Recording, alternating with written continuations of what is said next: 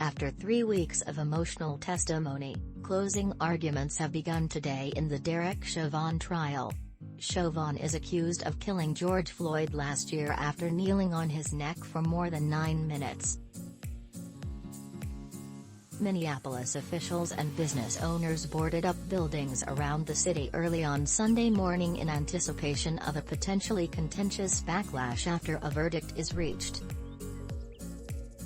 About 3,000 National Guards and 100 public safety officers have been dispatched to patrol the city, and Minnesota public schools will close their classrooms and return to virtual instruction beginning on Wednesday. Others are also looking ahead at the possible magnitude of the verdict. Specifically, the potential toll that the ruling might have on the Black community and race relations overall.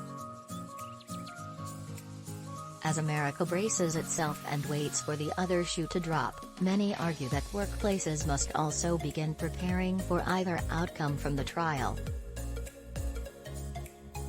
Some say that the outcome of the Derek Chauvin trial extends beyond a conviction and that it is critical for workplaces nationwide to be aware of and prepared for the possible implications of either verdict. Day expert and corporate leader on workplaces, Kim Crowder, told Forbes that many in the country have a newfound hope for improving race relations and police reform, but warned that the hope that many feel could be impacted by the upcoming verdict. Furthermore, companies and businesses must be aware of several critical factors that have made this trial historic. Concerning police reform and race relations in the U.S., one of those factors includes how we talk about police misconduct and brute force by officers. Often phrases like "a few bad apples" are used to describe excessive force and police brutality inflicted upon the Black Americans. Crowder says that police brutality is not the result of only a few rogue cops and is deeply anchored within the law enforcement system, which has inoculated the criminalization of people of color through fear. There is fear among racially marginalized populations and others in law enforcement who are reluctant to speak out. I want to get away from the idea that the Chauvin trial and police brutality overall is only about one officer.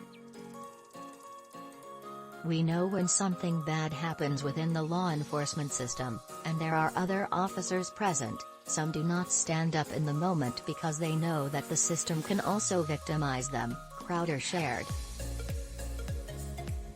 This point was exemplified by detailed testimony during the trial about 3 other officers who were present at the time of the killing who did not interject. Thao, who was fired and later arrested for his involvement in Floyd's death, even went as far as to scold witnesses, saying to onlookers, "This is why you don't do drugs, kids."